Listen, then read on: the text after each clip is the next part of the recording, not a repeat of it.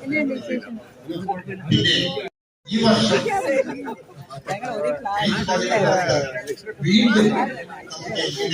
സമ്മേളനം സംഘടിപ്പിക്കുവാൻ കഴിഞ്ഞതിൽ എല്ലാവരോടും